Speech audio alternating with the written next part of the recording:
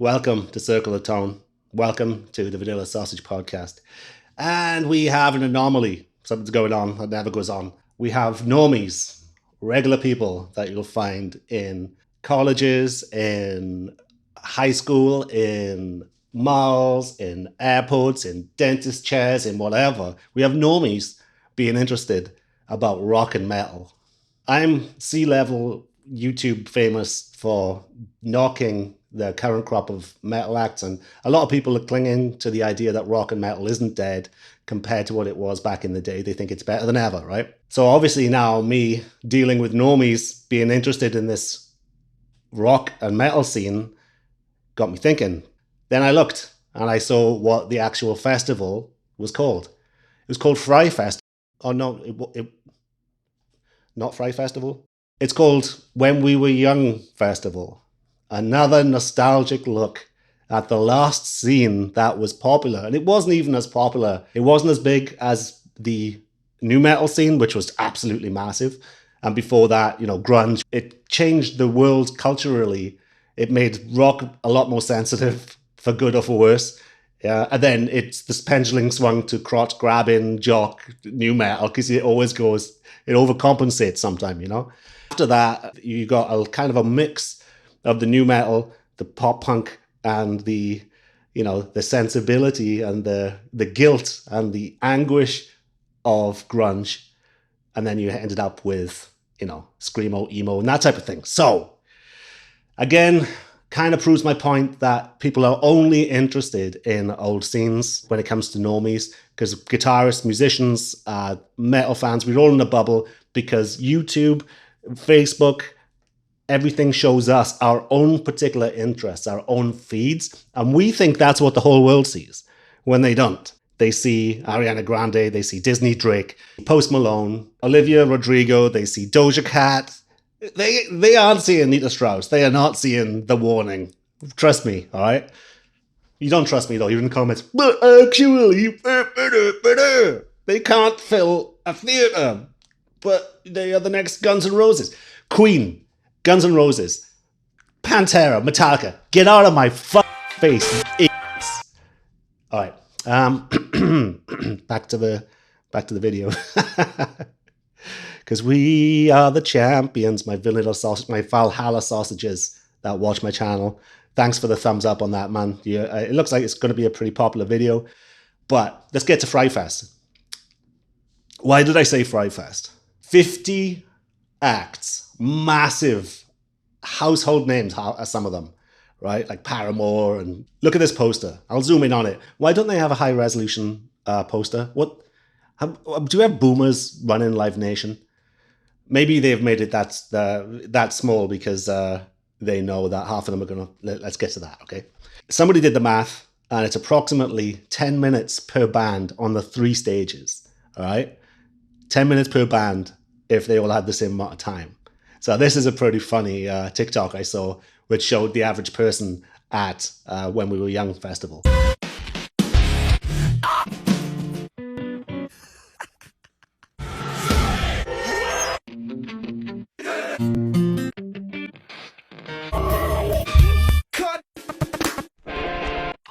And that's perfect. That sums it up, right? So what does that tell you? It's kind of so obvious that a lot of these bands are going to pull out, because there's no way that you can get all of these bands on one day on 3 stages. It would have to be 5 stages, and then that would water down the experience anyway, because the sets would be so small. It's a logistical nightmare getting everybody's gear. What, are they all going to use the same Axe effects, the same Kemper, the same guitars, just roll them on and roll them off? It's ridiculous, right? So a lot of people, there's some conspiracy theories going on about it, where it's Live Nation who are in hot water because they owe so many people money for tickets that weren't redeemable. Plus Astroworld. Now, Astroworld was a disaster for them because people died. They got crushed to death. It was one of the worst run events in modern history. And they have all these pending lawsuits. There's thousands of people suing them. So they have to make money. And people are saying that these festivals are, let's word this carefully, allegedly, they're Live Nation and Ticketmaster and everybody putting on this mega show to bleed emos, to bleed nu metal fans, to bleed the 90s kids who have money, bleed them dry. Why? These tickets are non-refundable. Also, COVID, these people are lobbyists, okay? There's no such thing as capitalism anymore. It's corporatism. Live Nation, Ticketmaster, they're nailed on monopolies. Monopolies are illegal in capitalism.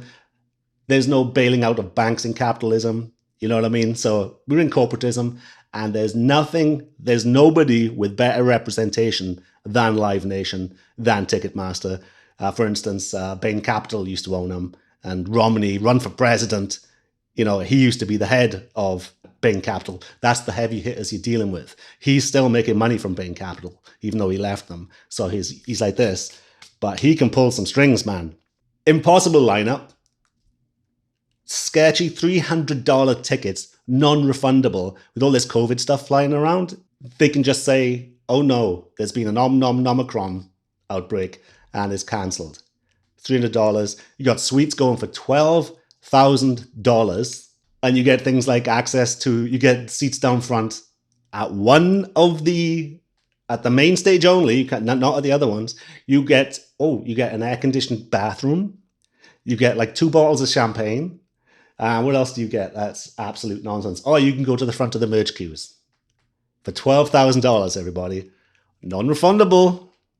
What is going on? And the sad thing is that I would love to go. Paramore, as it happens, they're bringing out a new album soon. And word on the street is that they're going to make it more guitar orientated than the 80s, 90s pop synth thing that they've been going through recently. I know I'm the internet's neckbeard, but I actually use a Twilight song from the movie Twilight. I use a Paramore Decode song as one of my mix references because it is such a good mix. And it was remixed, I think, by Chris Lord-Alge, who's like an absolute legend. But if you want a drum mix and a bass mix and a clean guitar mix and a dirty guitar mix and a vocal, like that Decode song. Let's talk about why this festival is resonating with normies and how it can help you, right? Musicians usually watch my channel, right? And we have been in this trap of recording on what's called a digital audio workstation, stuck to a grid, fake drums, fake amplifiers, digital bass amps, and everybody did the same thing at the same time. They're using variations of the Vintage 30, SM57 with a boost in front of the amp, this, that, and the other. And when everybody did that at the same time, interest really fell off, right? So musicians now are obsessed about a genre, death metal, black metal, thrash, new wave of British heavy metal, gent, prog, which is about as progressive. I've done a drinking game about progressive metal. I sometimes worry that I'm too progressive, because nobody's ever heard anything like this in progressive metal and gent.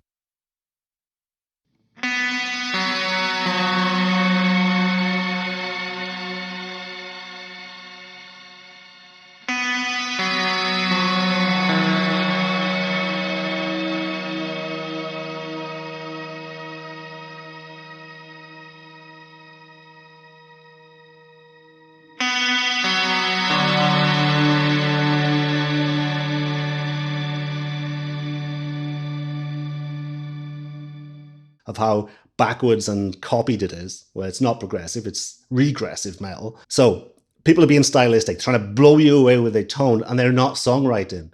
What is on both of these festivals' days? Anthemic choruses, anthems.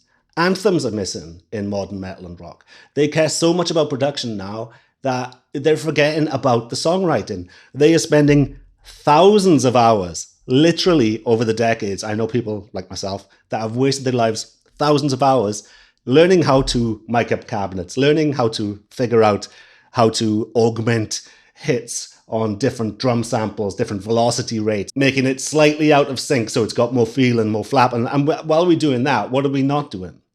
We're not writing. We're not writing songs. We're not obsessing about the songs. We're obsessing about learning to record, listening to other bands, trying to sound like Animals as leaders, or trying to sound like, insert black metal by numbers band here. We're not listening to the public of what people want. They want a bit of sexy.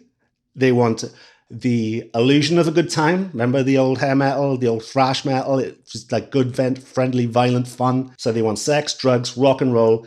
That's why rap is huge right now. It looks like fun. It looks like dangerous and fun. Even if you're not into that, you can live vicariously through these people that have got a foot up on the monitor and abs all on your face and junk all in your face.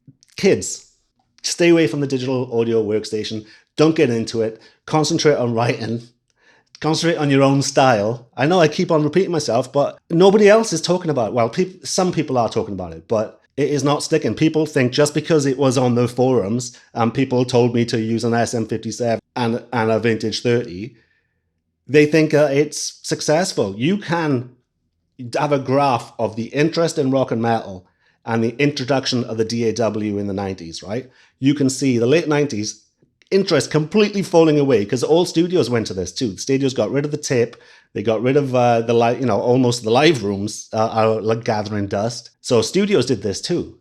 And it is not resonating with the public. Look at Paramore. Look at the drummer of Paramore. Listen to this.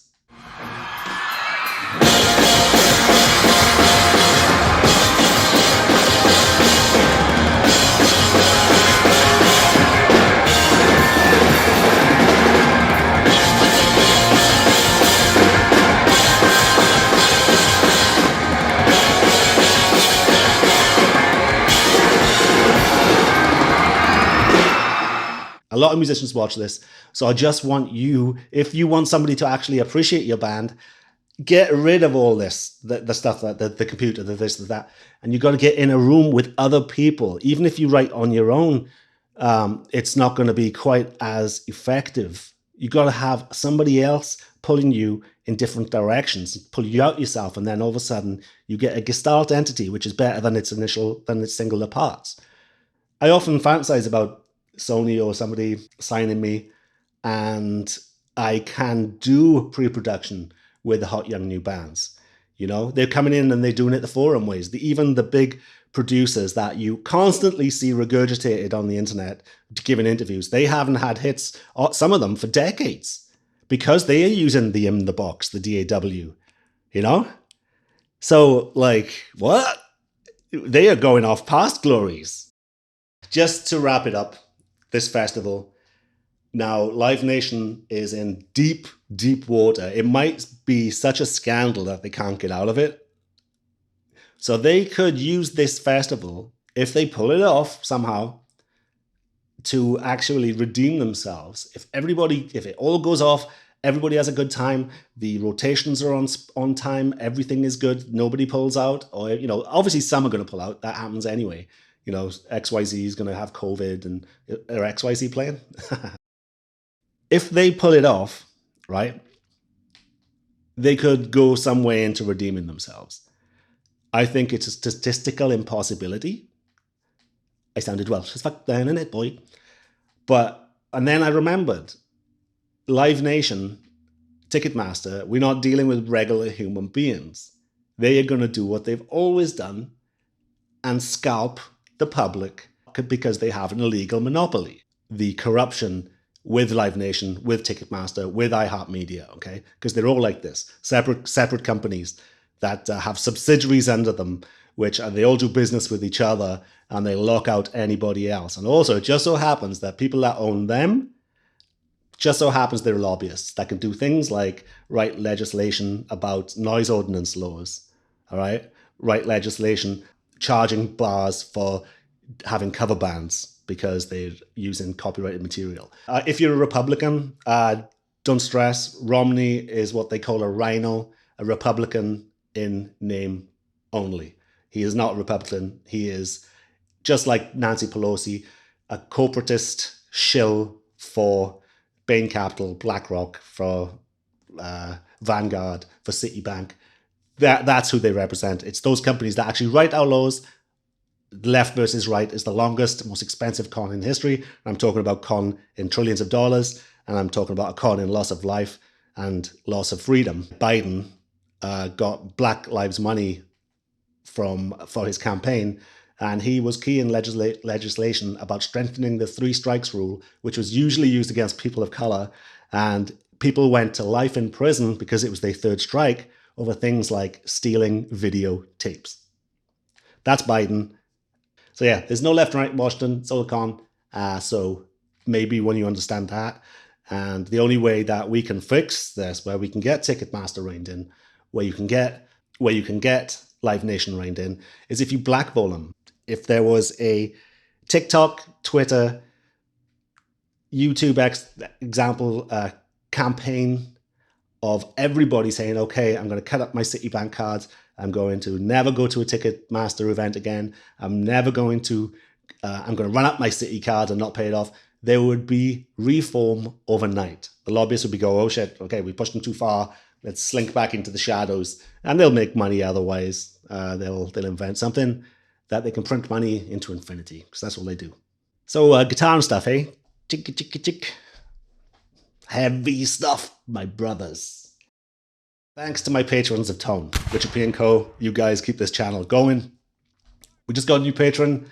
Thank you, Julian. You are the man. Very generous. It's very cool that some people appreciate what I'm saying about the music scene, and I'm only doing it out of love.